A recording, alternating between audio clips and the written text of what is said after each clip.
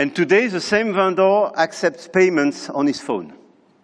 మనం చూసి ఎగతాళి చేశారు. భారతీయులకు టెక్నాలజీ వాడటం రాదు, వాళ్ళు ఎప్పటికీ నోట్ల చిల్లరతోనే డబ్బులతోనే మిగిలిపోతారు అన్న ఒక చిన్న చూపు చూశారు. కానీ ఇప్పుడు సీన్ రివర్స్ అయింది. ఇండియాకు వచ్చిన ఫారినర్స్ రోడ్డు మీద బజ్జీల దగ్గర నుంచి 5 స్టార్ హోటల్ వరకు ఎక్కడ చూసినా సెకండ్స్ లో జరిగే డిజిటల్ పేమెంట్స్ ని చూసి షాక్ అవుతున్నారు. టెక్నాలజీలో మనకన్నా 100 రెట్లు ముందున్న అమెరికా లాంటి అగ్రరాజ్యాలు కూడా ఇప్పటి వరకు ఇలాంటి సిస్టమ్ అనేది లేదు. అమెరికాకు కూడా సాధ్యం కానీ ఇలాంటి సిస్టమ్ మనకి ఎలా సాధ్యమైంది? మనల్ని చూసి నవ్విన వాళ్ళు ఈ రోజు యూపీఐని చూసి ఎందుకు ఆశ్చర్యపోతున్నారు?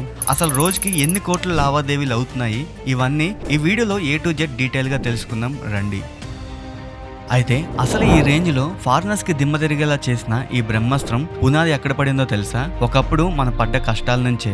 ఈ కథ 2010 మొదలైంది. అప్పట్లో డబ్బులు పంపించాలంటే నెఫ్ట్, ఆర్టీజీఎస్ అనేవి మాత్రమే ఉండేవి. కానీ అవి చాలా టైం అనేవి తీసుకునేవి. పైగా డీటెయిల్స్ తప్పు లేకుండా టైప్ చేయాలి. అప్పుడే మీరు పంపించిన డబ్బులు అనేది వేరే వాళ్ళకి వెళ్తాయి. అప్పుడే దీనికి ఒక శాశ్వతమైన పరిష్కారం కావాలని అప్పటి ఆర్బీఐ గవర్నర్ అయిన రఘురామ్ రాజన్, ఆధార్ రూపకర్త అయిన నందన్ లేక్ గారు ఒక విజన్ క్రియేట్ చేశారు. దీనికోసం ఎన్పిసిఐ అంటే నేషనల్ పేమెంట్ ఆఫ్ కార్పొరేషన్ అనే సిస్టాన్ని ఏర్పాటు చేశారు. 5 ఏళ్ల పాటు రాత్రి పగళ్ళు కష్టపడి తయారు చేసిందే ఈ సిస్టమ్ యూపీఐ. దీన్ని ఏప్రిల్ 11, 2016 లాంచ్ చేశారు. కానీ ఇక్కడే ఒక పెద్ద సమస్య వచ్చి పడింది. మన భారతీయులు ఏది అంత ఈజీగా నమ్మరు. డబ్బులు కంటికి కనపడితే తప్ప చేతిలో ఉన్నట్టు ఫీల్ అవ్వరు. అలాంటిది గాల్లో డబ్బులు పంపించడం అంటే అసలు ఎవరూ నమ్మల. పైగా మోసపోతామేమో అన్న భయం అనేది దీనికి యాడ్ అయింది. ఈ మైండ్ సెట్ ని మార్చడానికి ప్రధానంగా 2 విషయాలు పనిచేశాయి. ఒకటి 2016 డిమానిటైజేషన్, రెండోది ఫోన్ పే, గూగుల్ పే లాంటివి ఉచితంగా క్యాష్ బ్యాక్ ని ఇచ్చారు. ఆ స్క్రాచ్ కార్డ్ తర్వాత జనాలు ఒకరి తర్వాత ఒకరు చిన్న చిన్న మొత్తాన్ని పంపించుకోవడం అలవాటు పడ్డారు. ఈ టెక్నాలజీ ఎంత సేఫ్ అండ్ ఈజీ అని అర్థం చేసుకున్నారు వాళ్ళు. సరే, స్క్రాచ్ కార్డులతో జనాలు అలవాటు పడ్డారు. కానీ అసలు భయం లేకుండా డబ్బులు గాల్లో ఎలా వెళ్తాయి? ఆ మ్యాజిక్ వెనుకున్న నెట్వర్క్ ఏంటో తెలుసుకుందాం. అసలు మనం స్కాన్ చేయగానే సెకండ్స్ లో డబ్బులు ఎలా వెళ్ళిపోతున్నాయి? దీని వెనకాల ఒక మైండ్ బ్లోయింగ్ నెట్వర్కే ఉంది. ఇందులో మ్యాజిక్ ఏంటంటే మీ బ్యాంక్ అకౌంట్ నెంబర్ ఎవరికి చెప్పనవసరం లేదు. దీనికి బదులుగా విపిఐ, వర్చువల్ పేమెంట్ అడ్రస్ అనేది క్రియేట్ అవుతుంది. మనం యాప్ ఓపెన్ చేయగానే మీ బ్యాక్గ్రౌండ్ లో ఈ 4 స్టెప్పులు అనేవి జరుగుతాయి. ముందుగా మీ యాప్ అనేది మీ బ్యాంక్ కి సిగ్నల్ ఇస్తుంది. రెండవది బ్యాంకు మధ్య ఎన్పిసిఐ వాళ్ళు ఒక సర్వర్ ని ట్రాఫిక్ పోలీస్ లాగా పనిచేపిస్తారు. మీ అకౌంట్ లో డబ్బులున్నాయా, మీరు కరెక్ట్ గా పాస్వర్డ్ ని ఎంటర్ చేశారా అనేది చెక్ చేస్తుంది. అంతా కరెక్టే అనుకుంటే మీ బ్యాంక్ అకౌంట్ నుంచి డబ్బులు అనేది కట్ అయిపోతాయి. అదే క్షణంలో అవతల వారి అకౌంట్ లోకి డిపాజిట్ అయిపోతాయి. ఇదంతా జరగడానికి 2 నుంచి 3 సెకండ్ల టైం మాత్రమే పడుతుంది. అందుకే ప్రపంచంలోని ఇంజనీర్లు సైతం ఈ నెట్వర్క్ స్పీడ్ ని చూసి ఆశ్చర్యపోతున్నారు. ఇంత సేఫ్ అండ్ ఈజీ నెట్వర్క్ ని ఎవరు వదులుకుంటారు మామ?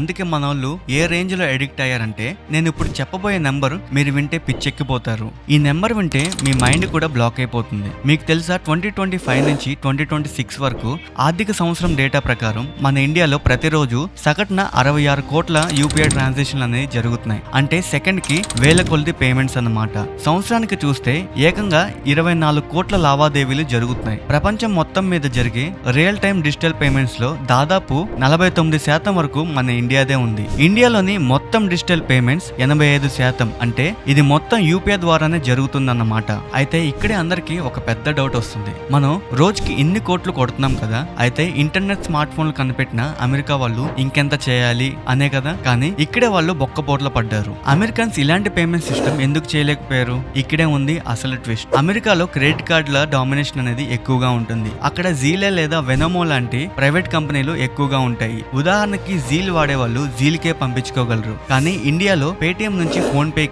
పే నుంచి గూగుల్ కి పంపించుకోవచ్చు. దీన్నే ఇంట్రో ఎబిలిటీ అంటారు. అదే అమెరికాకి లేదు. అదే చైనాలో అయితే వీచాట్, అలీపే అని ఉంటాయి. ఇవి ప్రైవేట్ కంపెనీ చేతుల్లోనే ఉంటాయి. కానీ వీళ్ళు యాప్ లో రీఛార్జ్ అనేది చేసుకోవాలి. కానీ మన యూపీఐ అనేది ప్రభుత్వం క్రియేట్ చేసింది. అది ఒక ఓపెన్ పబ్లిక్ ఇన్ఫ్రాస్ట్రక్చర్. ఇక్కడ డబ్బులు ఏ వాలెట్ లో కాదు, నేరుగా మీ బ్యాంక్ అకౌంట్ నుంచే అవతల వారికి సేఫ్ గా పంపించుకోవచ్చు. అండ్ మన యూపీఐ సిస్టమ్ లో ఉన్న ఈ టెక్నాలజీ స్పీడ్ ని చూసి ప్రపంచం మొత్తం మన టెక్నాలజీ కోసం క్యూ కడుతుంది. ఒకప్పుడు పాములాడించిన దేశమని హేళన చేసిన వాళ్ళే ఈ రోజు ఫ్రాన్స్, సింగపూర్, యుఏఈ దేశాల లాంటి మన యూపీఐ సిస్టాన్ని అడాప్ట్ చేసుకుంటున్నారు.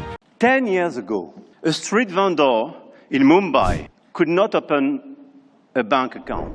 And today the same vendor accepts payments on his phone.